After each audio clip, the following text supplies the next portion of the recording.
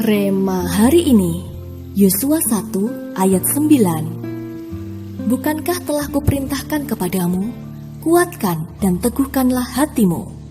Janganlah kecut dan tawar hati, sebab Tuhan Allahmu menyertai engkau kemanapun engkau pergi.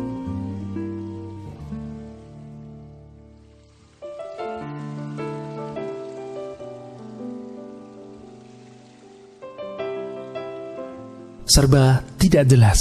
Inilah kondisi yang dialami sebagian besar orang waktu-waktu ini. Pembatasan wilayah, social distancing, karantina diri, sampai pelarangan tempat-tempat makan untuk makan di tempat dan hanya bisa melayani makanan yang dibawa pulang. Pemasukan yang tidak seimbang dengan pengeluaran pun membuat banyak tempat kerja harus merumahkan karyawannya, baik dengan pemotongan gaji atau tanpa gaji. Krisis ekonomi mulai menunjukkan dampaknya dan sebagian orang kesulitan untuk memenuhi kebutuhan pokok keluarganya. Semua yang terjadi akhir-akhir ini mau tak mau membuat iman kita tergoncang. Tekanan yang kian berat tanpa tahu kapan akan berakhir membuat orang mulai dihinggapi stres, mudah kesal, sensitif, dan kata-kata negatif pun bermunculan.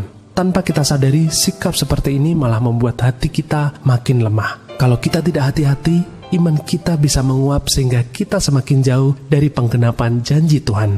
Firman Tuhan hari ini memberi kita perintah untuk menguatkan dan meneguhkan hati kita. Bangsa Israel gagal masuk tanah perjanjian adalah karena mereka hanya melihat penduduk yang seperti raksasa saja dan lupa pada kebesaran Tuhan. Kita pun akan melewatkan tanah perjanjian kita jika kita hanya fokus memikirkan raksasa masalah yang sedang kita hadapi. Kita lupa mensyukuri kebaikan Tuhan yang masih kita nikmati hari ini. Lebih baik kita lepaskan perkataan yang membangkitkan iman daripada melontarkan keluhan.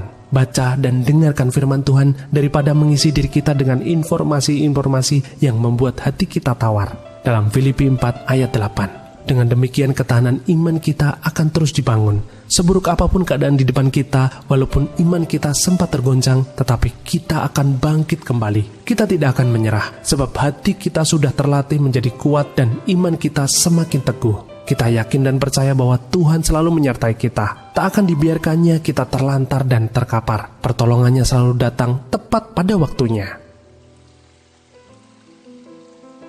Apa dampak yang Anda rasakan dari kondisi yang sedang terjadi saat ini?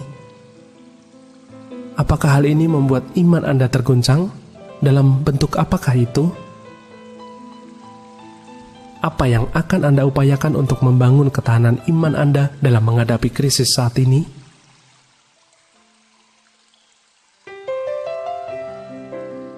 Tuhan Yesus, kami bersyukur punya Allah seperti Engkau. Walaupun iman kami goncang dan hati kami melemah, Kau selalu menguatkan kami kembali dengan cara-Mu yang unik dan ajaib.